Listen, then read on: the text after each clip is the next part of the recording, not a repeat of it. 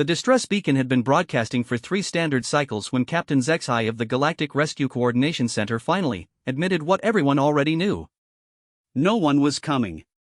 Another mining colony, she said, her forearms gesturing at the holographic display floating above the command table. The red dot pulsed like a dying heartbeat in the vast emptiness of the outer rim. Kepler 442b. Population 12,000. Complete communications blackout after reporting massive seismic activity. Commander Velnath, his crystalline form refracting the harsh emergency lighting, clicked his mandibles in frustration. That makes 7 colonies this cycle. The mining corporations push further and further into unstable systems, then cry for help when their greed catches up with them. The problem isn't their location, Captain Zexai replied, pulling up the tactical display. Look at this. The hologram shifted, showing a 3-dimensional map of known space. Red dots marked disaster sites, while green indicators showed the positions of available rescue fleets. The pattern was clear and terrifying. Every available rescue ship is committed to other emergencies. The fleet at Proxima Station is dealing with that plague outbreak on New Geneva. The heavy cruisers from Centauri Command are still evacuating the orbital habitats around Tau Ceti after that solar flare event. The rapid response teams from Earth Defense are tied up with that terrorist situation in the Sol system.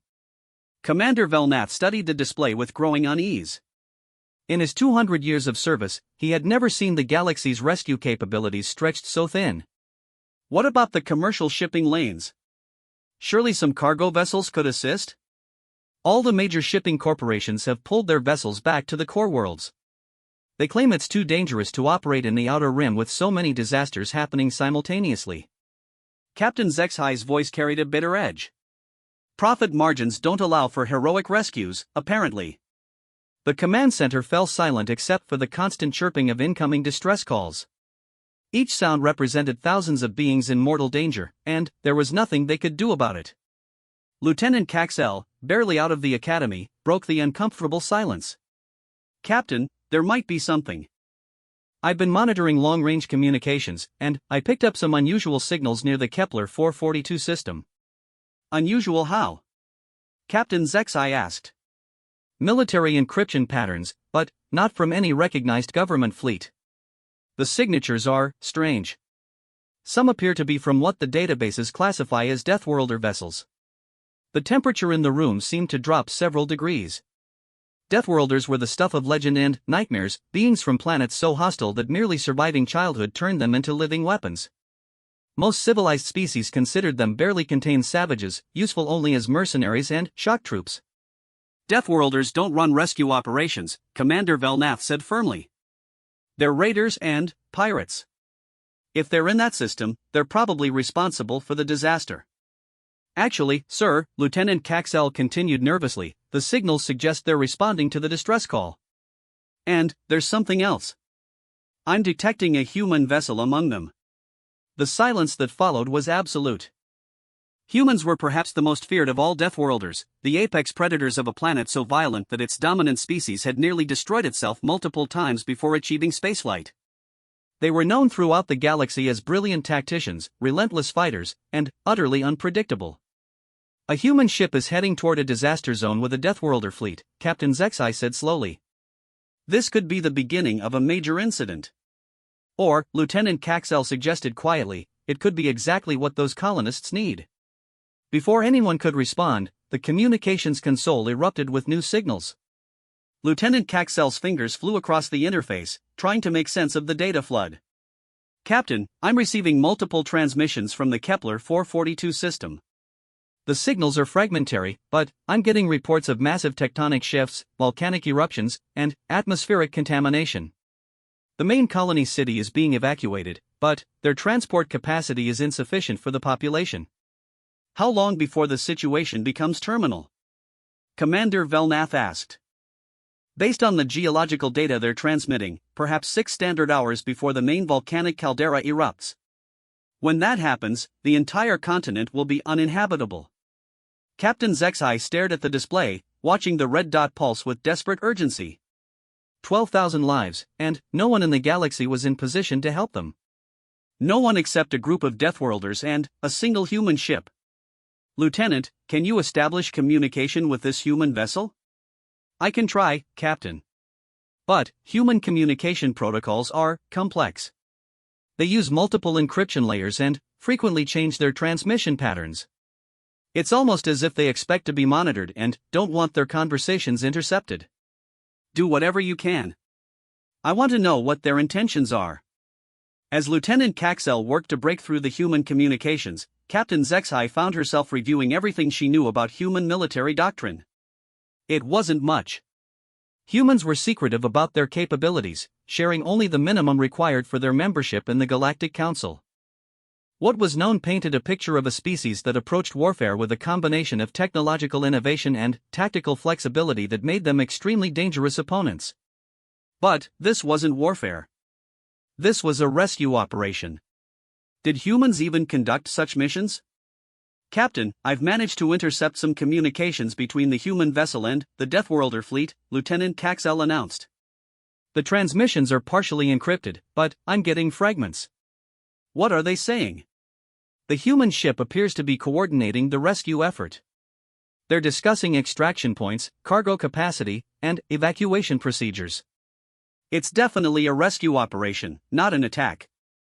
Commander Velnath shook his head in disbelief. Deathworlders conducting a rescue operation? Led by humans? This goes against everything we know about their species. Sir, maybe what we know is wrong, Lieutenant Caxel suggested hesitantly. The human databases contain very little information about their civilian operations. We only see them during military engagements or diplomatic meetings. We don't really know how they behave during humanitarian crises. Captain Zexai considered this. The galactic community's understanding of humans was indeed limited and largely based on their military reputation. Perhaps there were aspects of human society that remained hidden from outside observers. Continue monitoring their communications, she ordered.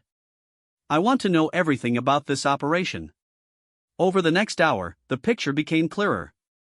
The human vessel, identifying itself only as Mercy 1, was indeed coordinating a multi-species rescue effort. The Deathworlder vessels included ships from at least 6 different warrior species, each bringing unique capabilities to the mission. The Kroknari provided heavy lift transports capable of moving thousands of people at once. The Vorthak contributed their expertise in hostile environment operations, having evolved on a planet covered in acidic swamps. The Zephyrians brought high-speed interceptors perfect for quick evacuation runs. Each species was contributing what they did best to save lives they had no obligation to save. And, coordinating it all was a single human vessel. Captain, I'm receiving a direct transmission from the human ship, Lieutenant Caxel announced suddenly. They're requesting access to our emergency response protocols. They want our help? Captain Zexai asked, surprised. No, ma'am. They want to help us. The transmission includes detailed evacuation plans, resource allocation charts, and risk assessments. They're asking permission to upload their rescue protocols to our systems so we can coordinate with other emergency services. Captain Zexai stared at the communication interface. A human vessel was asking permission to share military-grade rescue protocols with the Galactic Rescue Coordination Center. This was either an unprecedented act of cooperation or the most elaborate trap in galactic history. Sir, if I may, Lieutenant Caxel continued, their evacuation plan is remarkable.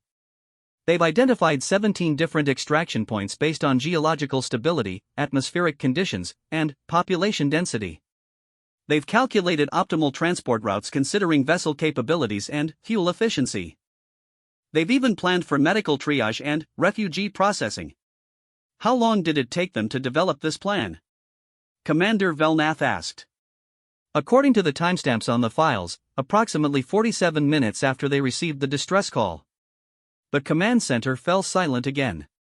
A rescue operation of this complexity should have taken days to plan, requiring input from multiple specialists and extensive computer modeling. The fact that the humans had developed it in less than an hour suggested either remarkable preparation or capabilities far beyond what anyone had imagined. Accept their transmission, Captain Zexai decided.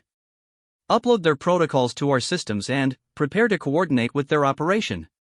As the data flowed into their computers, Captain Zexai realized she was witnessing something that would change how the galaxy viewed both humans and Deathworlders forever. The most feared warrior species in known space were about to conduct the largest rescue operation in recent history, and they were doing it not for profit, glory, or political advantage. They were doing it simply because people needed help. The rescue of Kepler 442b was about to begin, and Captain Zexai had the feeling that nothing in the galaxy would ever be quite the same afterward. The reputation of Deathworlders as savage raiders was about to collide with a very different reality, one where the most dangerous beings in the galaxy were also its most unlikely heroes. As she watched the tactical display update with the incoming rescue fleet, Captain Zexai couldn't help but wonder what other assumptions about the galaxy's warrior species might be completely wrong. If Deathworlders could show such compassion and organizational skill, what did that say about the so-called civilized species who had written them off as barbarians? The answers to those questions would have to wait. Right now, 12,000 lives hung in the balance, and salvation was coming from the most unexpected source imaginable. Commander Sarah Chin stood in the command center of the UES Mercy 1, watching the volcanic hellscape of Kepler 442b grow larger on the main display. The planet's surface was already showing signs of the coming catastrophe, with massive lava flows carving bright orange scars across the northern continent. In 6 hours, the main caldera would rupture, turning the entire landmass into a molten wasteland. "Status report," she requested, her voice calm despite the chaos surrounding them.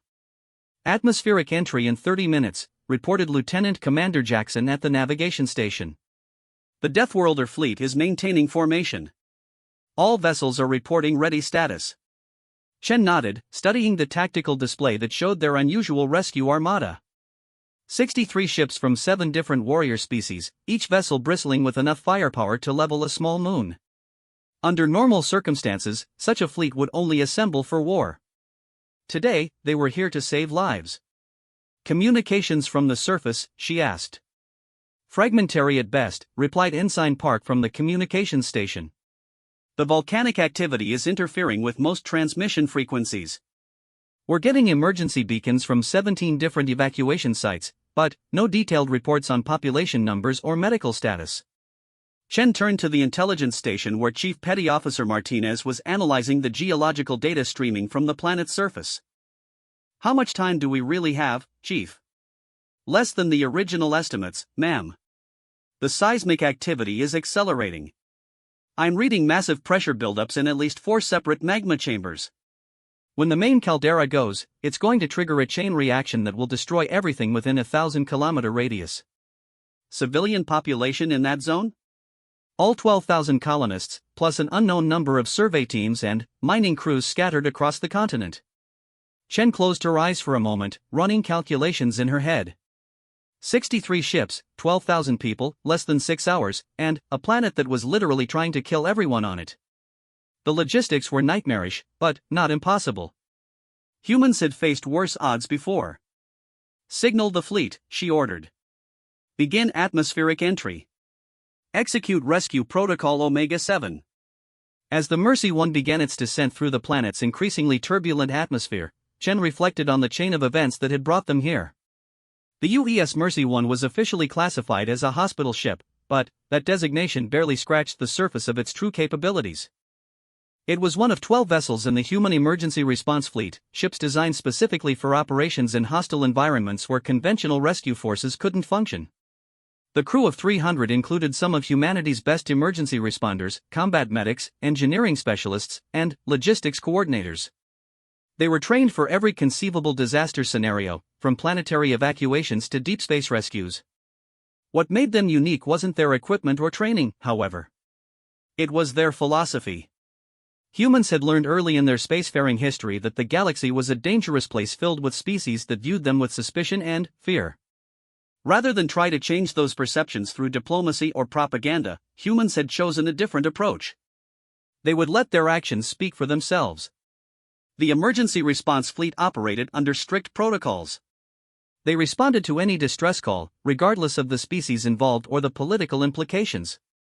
They asked for no payment, recognition, or territorial concessions.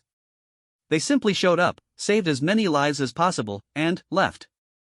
Most of the galaxy didn't even know the fleet existed. "Commander, we're receiving a transmission from the lead Kroknari vessel," Ensign Park announced. "Captain Throckval wants to coordinate landing zones." Chen smiled slightly. The Kroknari were 7-foot-tall reptilian warriors from a high-gravity world covered in dense jungle. Their ships were built like flying fortresses, designed to punch through the heaviest defenses and deliver their troops directly into the heart of enemy territory. They were also, as it turned out, excellent at mass evacuations. Put him through. The main screen shifted to show Captain Throckfell, his scarred face and battle-worn armor making him look like every civilian's nightmare of a Deathworlder. When he spoke, his voice was a deep growl that seemed to shake the bulkheads. Human Commander Chen, my transports are ready for surface operations. Where do you need us? Captain, your heavy transports are perfect for the main colony sites. I'm sending you coordinates for evacuation points Alpha through Delta. Each site has between 1,500 and 2,000 civilians. Understood. My ships can handle the load, but the volcanic activity is making atmospheric flight dangerous.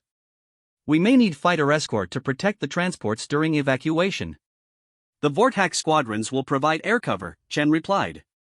Their fighters are built for hostile atmosphere operations. Excellent. What about the scattered survey teams? My transports are too large for individual pickups in rough terrain. The Zephyrian lightships will handle individual extractions. They have the speed and maneuverability to reach remote locations quickly. As she coordinated with the various fleet commanders, Chen marveled at how smoothly the operation was proceeding.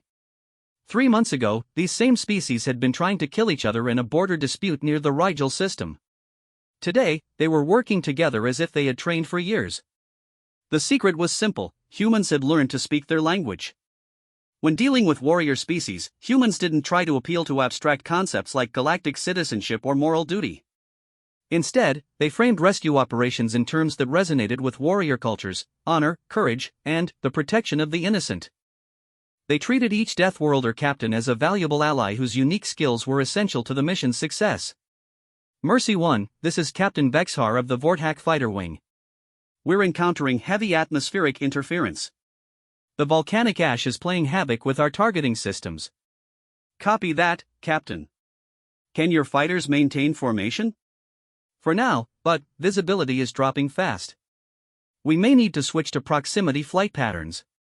Chen consulted her tactical display. Proximity flight patterns meant the fighters would fly dangerously close together, using short-range sensors to maintain formation in the ash cloud. It was risky, but it would allow them to provide effective air cover for the evacuation transports. Approved, Captain. Exercise extreme caution. Understood. Vortak fighters never retreat, but we're not stupid either. The next 2 hours passed in a blur of coordinated chaos. The first evacuation transports touched down in the main colony sites just as the volcanic activity reached critical levels. Massive ash clouds darkened the sky, while rivers of lava began flowing toward populated areas. The colonists, mostly members of peaceful species who had never seen a Deathworlder outside of news broadcasts, initially panicked when the rescue ships arrived. 7-foot-tall Kroknari warriors emerging from armored transports looked more like an invasion force than a rescue mission. But humans had anticipated this reaction. Each transport carried human medical teams who acted as intermediaries, explaining the situation and helping organize the evacuation. The sight of humans working alongside the Deathworlders helped reassure the civilians that this was indeed a rescue operation. Commander, we're receiving reports from the surface, Ensign Park announced. Evacuation point Alpha is complete. 1,800 civilians successfully loaded aboard Kroknari transports. Evacuation point Beta is experiencing some difficulties. What kind of difficulties? The landing zone is partially blocked by lava flow. The Kroknari transports can't get close enough for safe loading. Chen studied the surface tactical display. The Beta site housed the colony's primary medical facility, including several hundred patients who couldn't be easily moved. They needed a solution that would allow the transports to reach the facility despite the lava flow. Contact Captain Morthgax of the Thargonian Engineering Corps. His ships carry demolition equipment. Ma'am? If the lava flow is blocking the landing zone, we'll redirect the lava flow. Within minutes, Thargonian engineering ships were dropping precision charges to create new channels for the molten rock. The Thargonians were master engineers, their species having evolved on a planet where survival required constantly reshaping the hostile landscape. Redirecting lava flows was well within their capabilities. Lava flow successfully diverted, reported the Thargonian commander. Landing zone is clear for transport operations. Excellent work, Commander. Proceed with evacuation. As the operation continued, Chen began receiving reports from the scattered survey teams across the continent. The Zephyrian lightships were performing magnificently, their high-speed interceptors reaching remote locations with ease. The Zephyrians themselves were ideal for this mission, their natural flight capability allowing them to operate in atmospheric conditions that would ground most other species. Commander, this is Captain Syth Ral of Zephyrian Squadron 7. We've located a mining crew trapped in a collapsing tunnel system. 43 individuals, various species.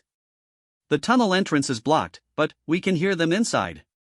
Can you clear the entrance? Negative. The tunnel system is too unstable.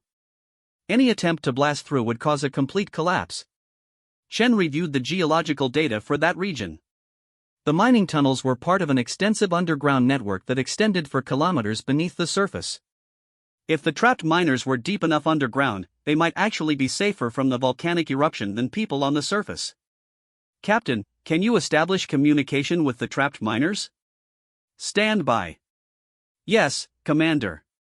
We have radio contact. Patch me through. A moment later, Chen was speaking directly to the trapped mining crew. Their leader, a Vularian engineer named Kexthar, explained their situation. The tunnel collapse had occurred during the initial seismic event, trapping them in a large cavern approximately 2 kilometers underground. We have sufficient air and water for perhaps 12 hours, Kexthar reported. But we cannot reach the surface through the collapsed passages. Are there any alternative exit routes? Maintenance shafts, emergency tunnels, anything? There is an old exploratory shaft that connects to the main geothermal plant. But it passes directly beneath the volcanic caldera. When the eruption begins, that route will be flooded with superheated gas. Chen consulted her chronometer. 4 hours until the main eruption. If they could reach the miners before then, the geothermal plant route might be viable. Kexthar, I need you to gather your people and move toward the geothermal plant connection. We're going to attempt an extraction through that route. Commander, that passage will be deadly once the eruption begins. I understand. But if we can reach you in the next 3 hours, we can get you out before the caldera ruptures. Chen switched to fleet communications. This is Mercy 1 to all vessels. I need volunteers for a high-risk extraction mission. Underground rescue, time-sensitive, extreme danger. The response was immediate and overwhelming. Every ship in the fleet volunteered for the mission. Captain Frockvel, your heavy assault shuttles have the best chance of reaching the geothermal plant through the volcanic interference. Can you get a team underground? My warriors live for dangerous missions, Commander. We will retrieve the miners. Negative, Captain. Your people aren't equipped for underground operations in a volcanic environment. This is a job for human specialists. Then, my warriors will provide surface support and heavy lifting. Honor demands that we contribute to this rescue. Chen smiled. The Kroknari concept of honor was absolute, and they would never allow another species to face danger while they remained safe. It was exactly the kind of attitude that made this unlikely alliance work. Acknowledged, Captain. Prepare for underground insertion in 30 minutes. As the rescue operation moved into its most dangerous phase, Chen realized that they were making history. Never before had so many Deathworlder species cooperated on such a scale for purely humanitarian purposes. The galaxy would never look at them the same way again. The question was whether the galaxy was ready for that change. The geothermal plant on Kepler 442b had been built into the mountainside 3 kilometers from the main volcanic caldera. What had once seemed like an ideal location for harvesting geothermal energy was now a death trap, with superheated gases beginning to vent from fissures in the surrounding rock. The plant's automated systems had shut down hours ago, but the underground passages remained intact. Master Chief Elena Vasquez adjusted her environmental suit's cooling system as she rappelled down the main access shaft. Behind her, 5 more human specialists followed in perfect formation, their equipment designed for operations in conditions that would kill most other species within minutes. The temperature readings on her display showed external conditions at 180 degrees Celsius and rising. Vasquez to Mercy 1, we're at the 100-meter mark. Atmospheric conditions are marginal but manageable. Copy that, Master Chief, came Commander Chen's voice through the static-filled communications link. Kroknari Heavy Assault Team is standing by at the surface for emergency extraction. Understood. Beginning horizontal transit toward the mining complex. The underground passages of the geothermal plant were a maze of maintenance tunnels, power conduits, and cooling systems. Under normal circumstances, the facility would have been crawling with automated maintenance drones and engineering teams. Now, it was a ghost facility, abandoned to the growing volcanic fury above. Vasquez led her team through the twisting passages, following the digital map uploaded to their suit computers.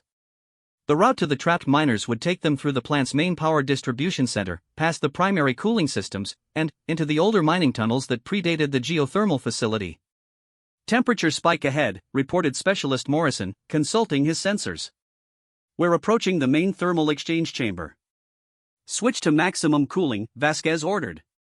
And, watch your air supply. We're about to enter the furnace. The thermal exchange chamber was a vast cavern filled with massive pipes and heat exchangers designed to convert geothermal energy into electrical power. Under normal conditions, the chamber operated at temperatures that would melt most metals. Now, with the volcanic activity increasing, it was like entering the mouth of hell itself.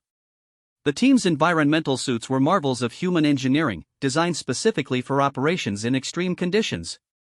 Multiple redundant cooling systems, radiation shielding, and atmospheric recycling allowed humans to operate in environments that would instantly kill most other species. It was technology born from humanity's experience surviving on a planet that had tried to kill them for millions of years. "This is insane," muttered Specialist Reeves, watching his temperature readings climb toward the red zone. "No wonder the other species think we're crazy." "Stay focused," Vasquez replied. "Remember, there are 43 people counting on us to be crazy enough to pull this off." As they moved through the thermal chamber, Vasquez reflected on the path that had led humanity to this moment. The Human Emergency Response Fleet wasn't humanity's first attempt at building relationships with other species.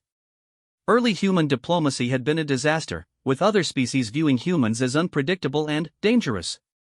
Traditional diplomatic overtures had failed because they were based on concepts that didn't translate well to species with fundamentally different evolutionary backgrounds.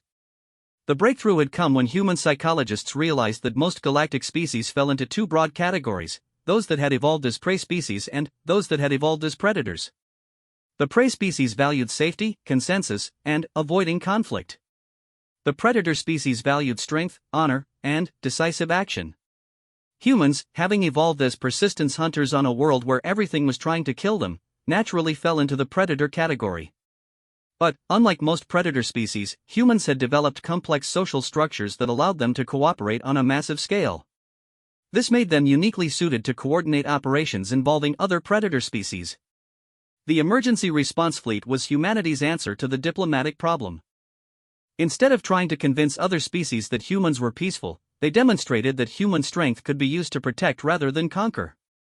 "Master Chief, we're picking up audio signals from the mining complex," reported Specialist Chen, monitoring the short-range communications array. "The trapped miners are still alive and responsive." "Excellent. What's our ETA to their location?" 12 minutes through the remaining passages. "But, we've got a problem. Seismic sensors are showing increased activity in the main caldera. The eruption timeline may have moved up." Vasquez checked her chronometer. They had been underground for 47 minutes, with the main eruption originally scheduled for 3 hours and 13 minutes from insertion. If the timeline had accelerated, they might be cutting things very close. Vasquez to Mercy 1, what's the current situation on the surface? "Master Chief, this is Commander Chen. Seismic activity has increased dramatically in the last 20 minutes. Our geologists estimate the main eruption will begin in approximately 90 minutes. All surface evacuation sites have been cleared, and the fleet is beginning orbital withdrawal." "What about the underground extraction team? You're our last operation planetside." "The Kroknari assault team is maintaining position at the geothermal plant, but they'll need to withdraw once the eruption begins." Vasquez made a quick calculation. 90 minutes to reach the miners, assess their condition, and guide them back through the underground maze to the surface. It would be close, but possible if everything went perfectly. Of course, nothing ever went perfectly. Team, we're accelerating the timeline. Double time to the mining complex, and be ready for emergency extraction procedures. The team moved faster through the remaining passages, their environmental suits automatically adjusting to maintain optimal performance despite the increasing temperature and atmospheric pressure. As they approached the mining complex, Vasquez could hear voices through the rock walls, the trapped miners calling out to each other to maintain morale. This is Master Chief Vasquez, Human Emergency Response Team. Can anyone hear me? Yes, came an excited voice from beyond the collapsed tunnel entrance. We can hear you clearly. Are you really here to rescue us? That's exactly why we're here. I need to speak with your group leader. A moment later, a different voice came through the rock barrier. This is Chief Engineer Kexthar. Master Chief, I must tell you that attempting to rescue us is extremely dangerous. The volcanic activity has made these tunnels highly unstable. Chief Engineer, I appreciate your concern, but we're not leaving without you. I need you to gather your people at the tunnel entrance. We're going to create a new passage. Create a passage? The rock formation here is extremely dense. It would take industrial equipment to cut through. Vasquez smiled inside her helmet. Chief Engineer, we are industrial equipment. The human rescue team carried cutting tools that represented the pinnacle of human engineering technology. Plasma cutters that could slice through virtually any material, molecular disruptors that could weaken rock formations at the atomic level, and shape charges designed to create precise openings without causing structural collapse. Stand back from the tunnel entrance, Vasquez ordered. We're beginning cutting operations. The next 20 minutes were a carefully orchestrated demolition operation. Specialist Morrison used molecular disruptors to weaken the rock formation, while Specialists Chen and Reeves positioned shape charges at precise locations calculated to create an opening without triggering a tunnel collapse. Vasquez and the remaining team members monitored structural integrity and atmospheric conditions. Charges set, reported Specialist Reeves. Controlled detonation in 10 seconds. The explosion was surprisingly quiet, more of a deep rumble than the sharp crack of conventional explosives. When the dust cleared, there was a neat hole in the rock wall just large enough for people to crawl through. Chief Engineer Kexthar, you should now have access to our position. Within minutes, the trapped miners were emerging from their underground prison. 43 individuals representing 7 different species, all of them exhausted but alive. Many were injured from the original tunnel collapse, and several required immediate medical attention. Master Chief, we need medical evacuation for the seriously wounded, reported the team medic after a quick assessment. Negative. We don't have time for individual evacuations. Everyone moves together, and we provide medical support along the way. Vasquez activated her suit's emergency beacon, sending a signal to the Kroknari assault team on the surface. This is Vasquez to Captain Throckval. We have 49 individuals requiring immediate extraction. Begin emergency retrieval procedures. Acknowledged, Master Chief. My warriors are descending to your position. But, I must warn you, surface conditions are deteriorating rapidly. We may have less time than estimated. As if to emphasize the point, the tunnel system suddenly shook with a massive tremor. Dust and small rocks rained from the ceiling, and several of the rescued miners cried out in fear. Seismic event magnitude 6.2, reported Specialist Chen, consulting his geological sensors. The main caldera is beginning to destabilize. Vasquez made a command decision. Team, we're implementing Emergency Extraction Protocol 7. Continuous movement, no stops, assisted mobility for the wounded. Emergency Extraction Protocol 7 was designed for situations where evacuation had to occur under active enemy fire or during natural disasters. It involved moving in a single file line with the strongest individuals carrying or supporting those who couldn't move on their own. It was exhausting and dangerous, but it was the fastest way to move a large group through difficult terrain. Chief Engineer Kexthar, I need your people to form a line behind my team. Anyone who can't walk will be assisted by those who can. We're going to move fast and we're not stopping until we reach the surface. Master Chief, some of our wounded may not survive the journey. Chief Engineer, none of your people will survive if we don't leave immediately. The mountain is about to explode. As they began the journey back through the underground maze, Vasquez reflected on the broader implications of their mission. The rescue of these 43 miners would probably never make galactic news. Most species would never know that humans and Deathworlders had risked their lives to save people they had never met and would probably never see again. But the miners would know.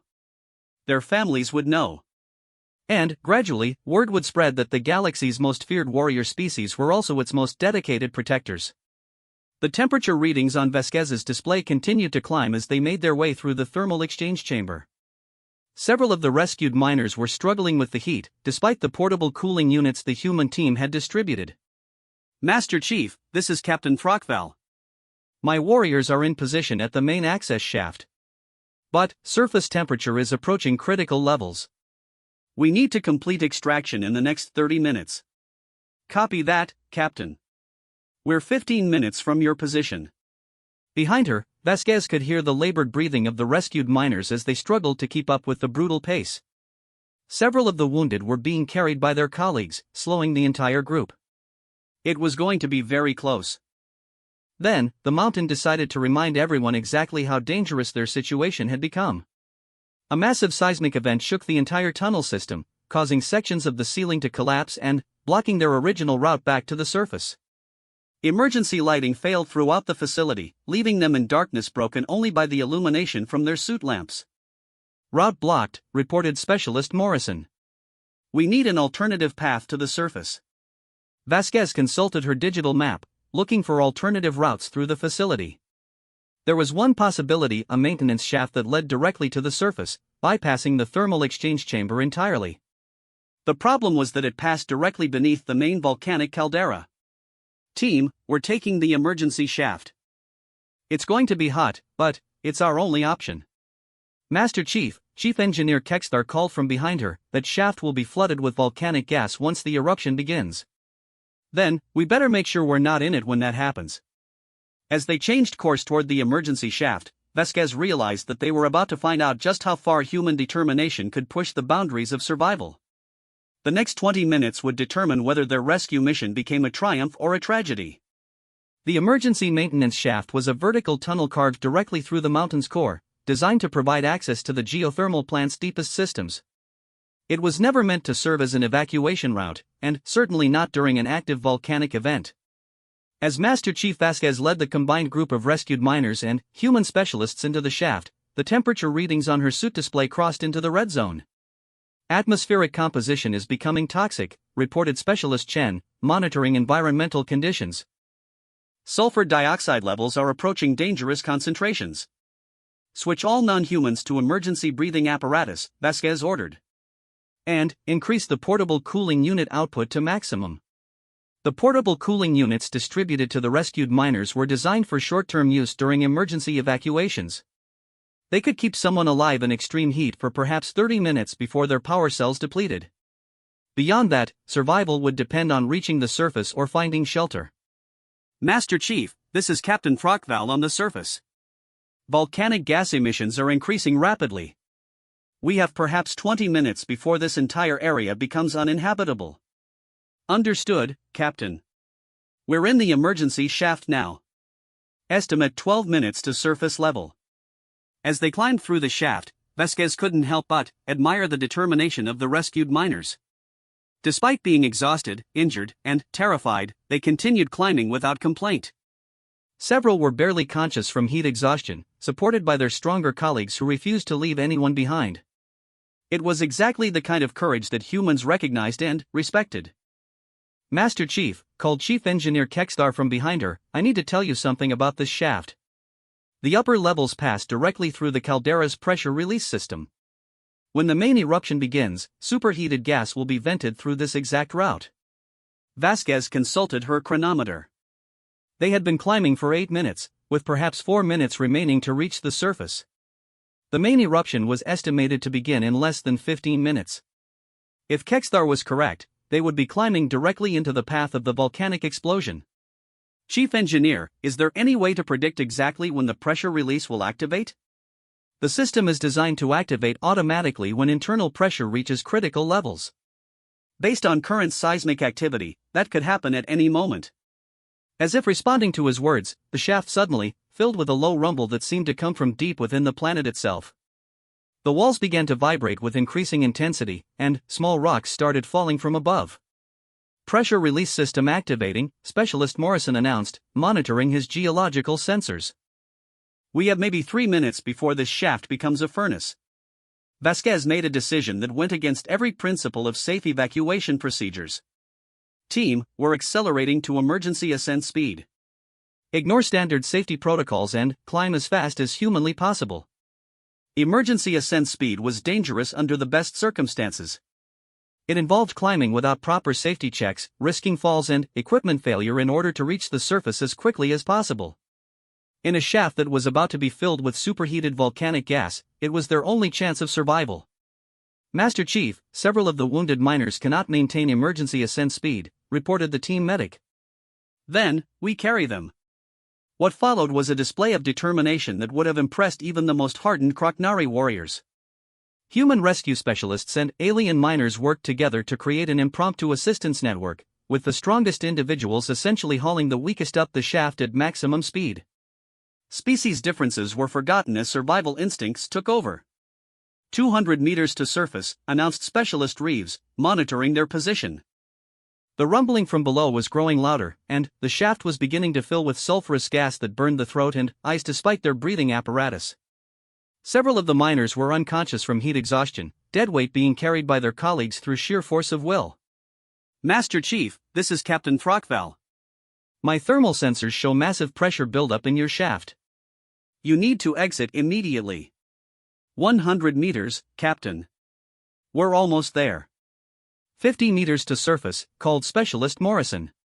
But thermal readings are off the charts. The shaft exit is going to be like climbing out of a volcano. Which, Vasquez realized, was exactly what they were doing. At the 50-meter mark, the shaft became almost unbearably hot. The portable cooling units were failing one by one, their power cells depleted by the extreme conditions. Several of the miners collapsed, overcome by the heat, and had to be dragged unconscious toward the surface. 25 meters, gasped Chief Engineer Kexthar, his breathing labored despite the emergency breathing apparatus. Master Chief, I can see light above. The light at the end of the shaft wasn't sunlight, it was the glow of molten rock and superheated gas from the volcanic activity above.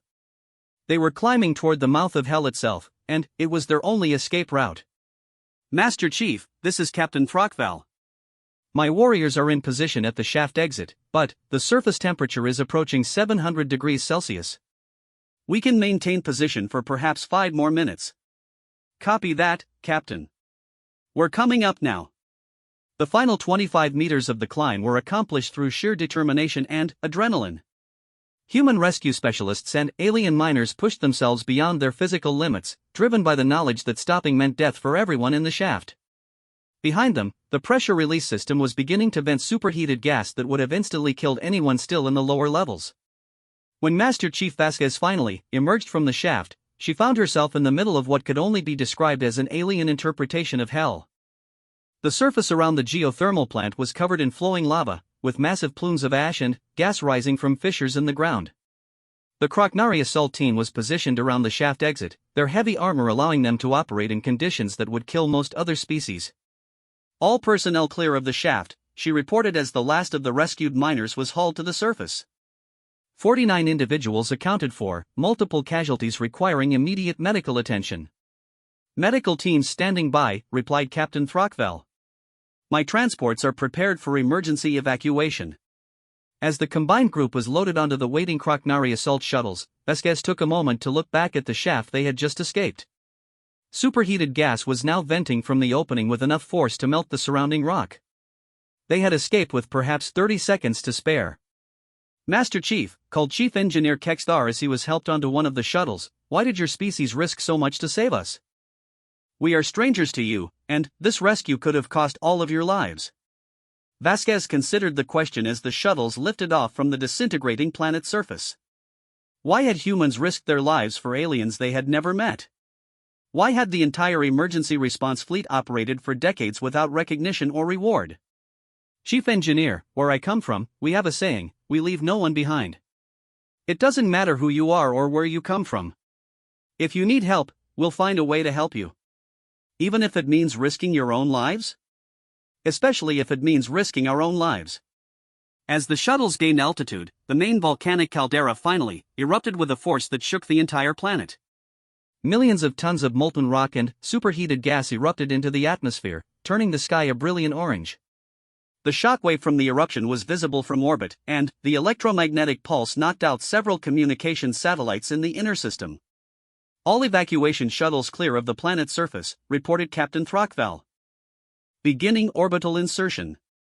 Mercy 1 to all vessels, came Commander Chen's voice over the fleet communication channel. Kepler 442b evacuation is complete. All civilian personnel have been successfully evacuated. Total rescued, 12,043 individuals. A cheer went up from the shuttle crews as the numbers sank in. Every single person on the planet had been rescued. Not one life had been lost to the disaster. Commander, this is Master Chief Vasquez. Mission accomplished. All underground extraction team members are accounted for, along with 43 rescued miners. Outstanding work, Master Chief. The fleet is preparing for jump to the nearest medical facility. We have several critically injured individuals who need immediate attention. As their shuttle docked with the Mercy 1, Vasquez reflected on what they had just accomplished. In less than 6 hours, a combined force of human and Deathworlder vessels had evacuated an entire planet in the face of a natural disaster that had made the operation nearly impossible. But, more importantly, they had demonstrated something that would ripple throughout the galaxy for years to come. The species that the civilized galaxy feared as savage warriors had just conducted the most successful rescue operation in recent galactic history. They had risked their lives not for conquest or profit, but simply because people needed help. The rescued miners were taken to the Mercy 1's medical bay, where human doctors worked alongside medical specialists from the various Deathworlder species to treat their injuries. The sight of Kroknari medics gently caring for injured civilians would have shocked most galactic observers, who viewed the reptilian warriors as barely controlled savages. Master Chief, Chief Engineer Kextar approached her as she was being examined by the medical team. I want you to know that what happened today will not be forgotten. My people will remember that when we faced certain death, it was humans and Deathworlders who came to save us. Chief Engineer, I hope you'll do more than remember. I hope you'll help spread the word that the galaxy's warrior species aren't the monsters that some people think we are. After today, I don't think anyone could view your species as monsters. What you did was heroic. Vasquez smiled.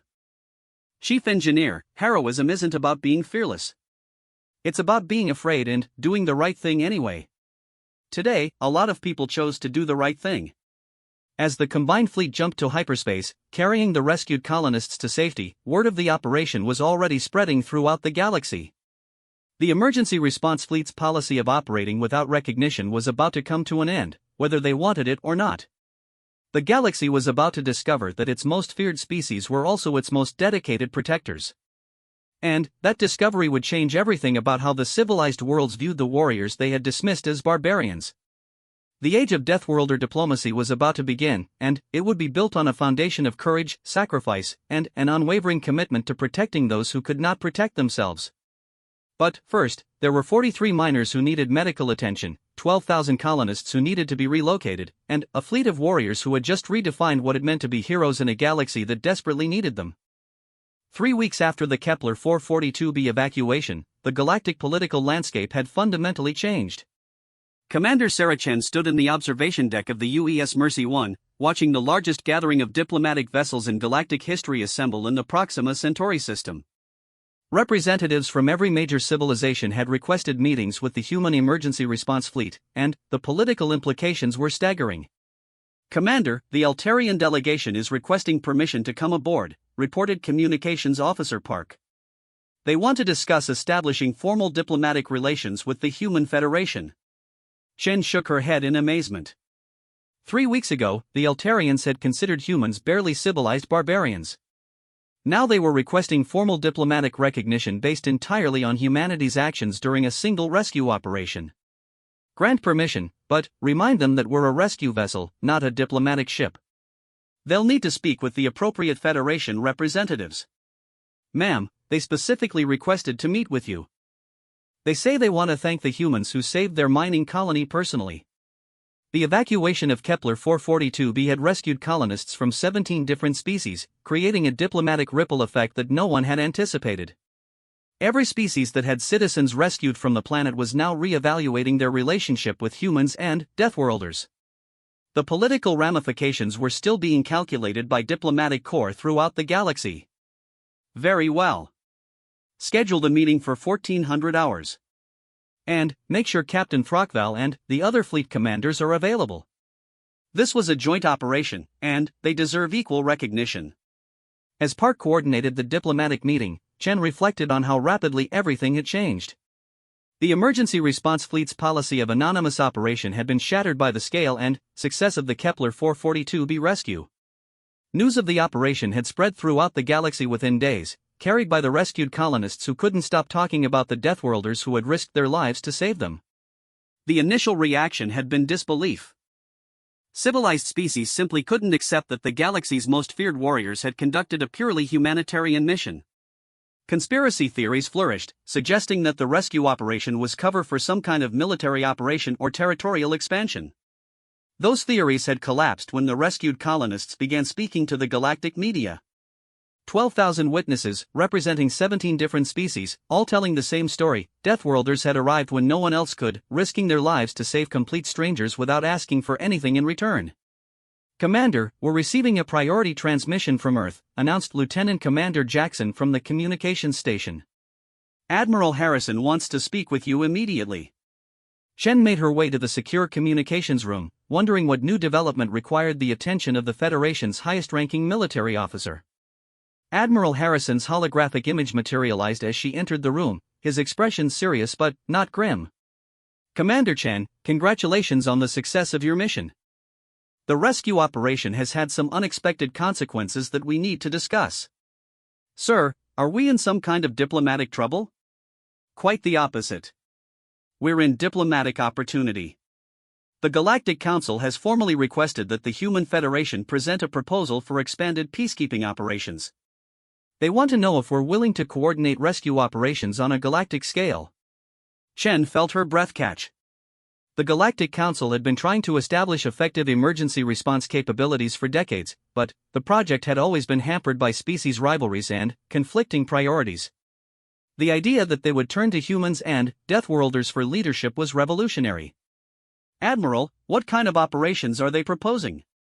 A permanent multi-species emergency response force, jointly commanded by humans and staffed by volunteers from various Deathworlder civilizations. The Galactic Council would provide funding, intelligence, and diplomatic support.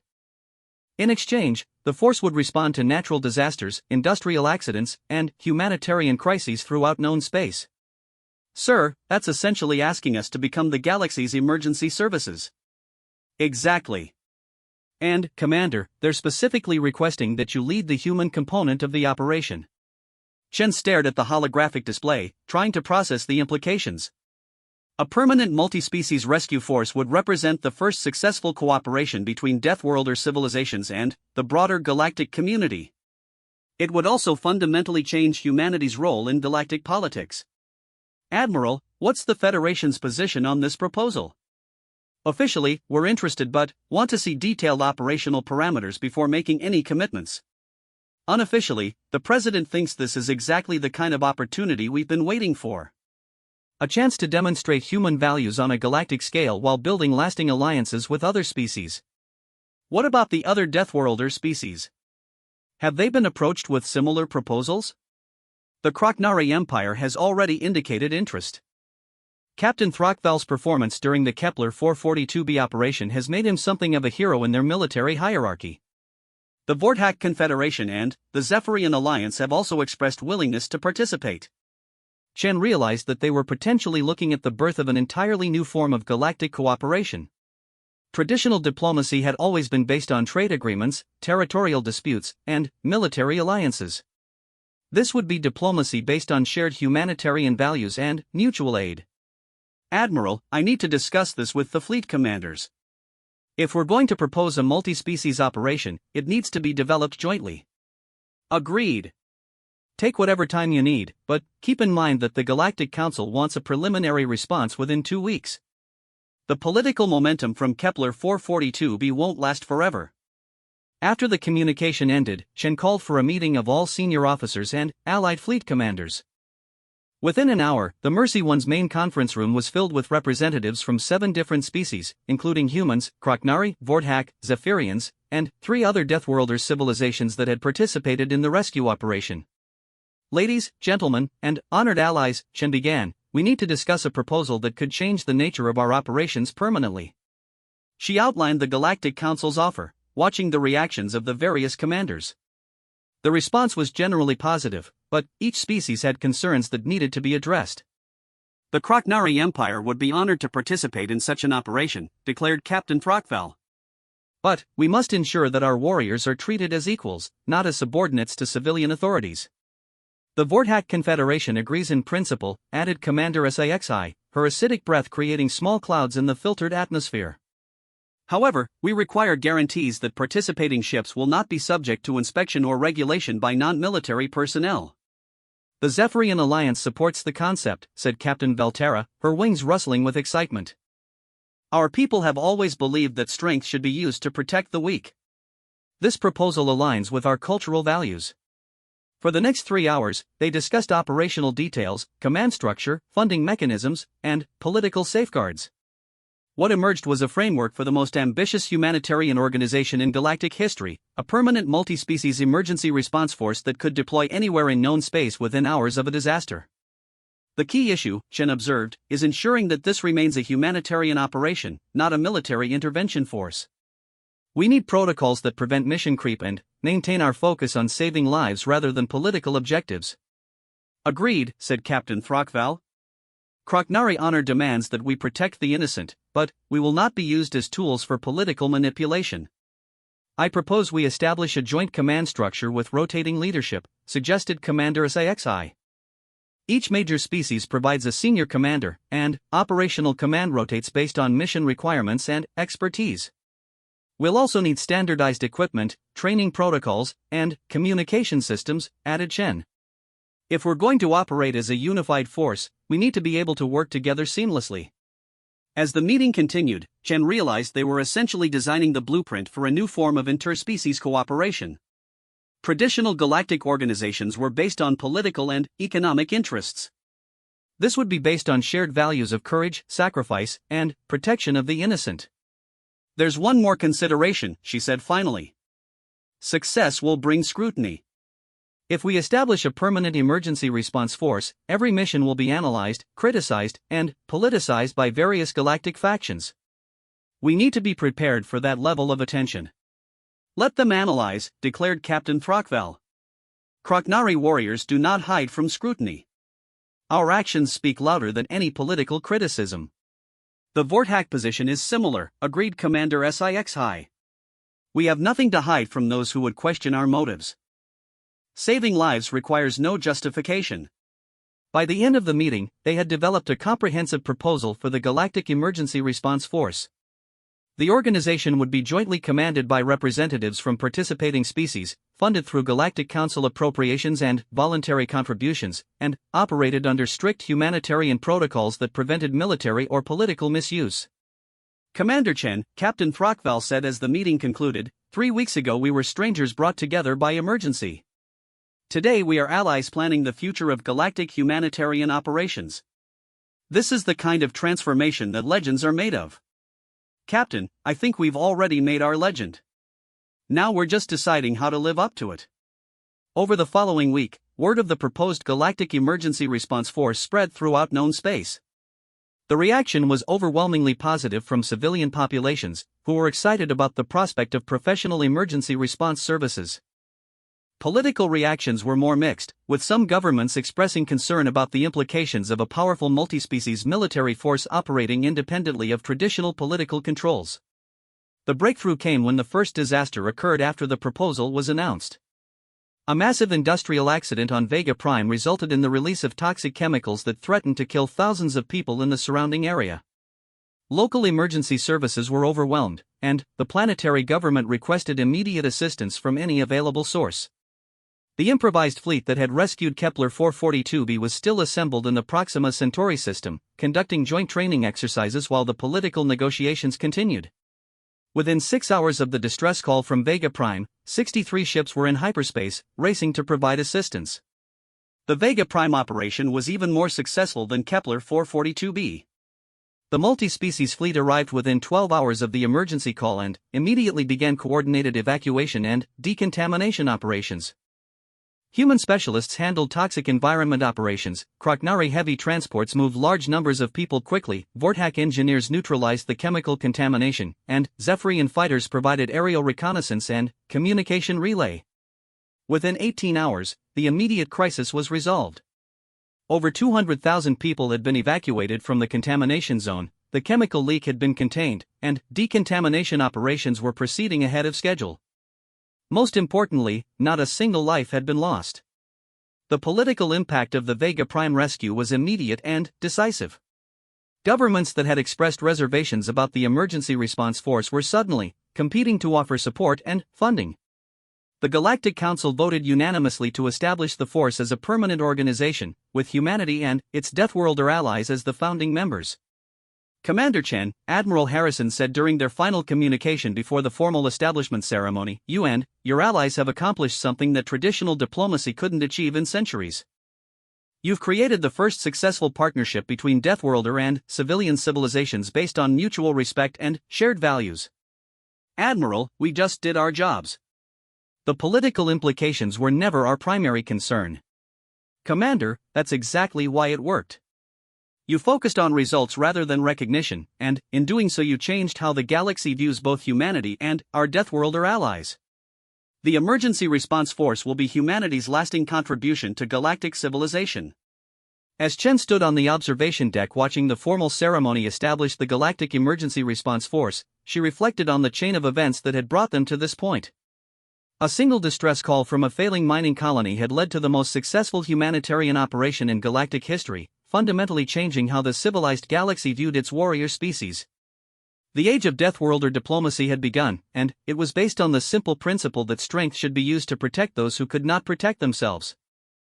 In a galaxy filled with political complexity and competing interests, that principle had proven more powerful than any traditional diplomatic initiative.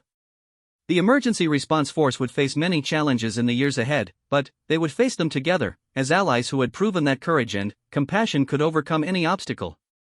And, somewhere in the galaxy, there would always be people in danger who could count on the fact that help was coming, regardless of their species, location, or ability to pay. No one would be left behind.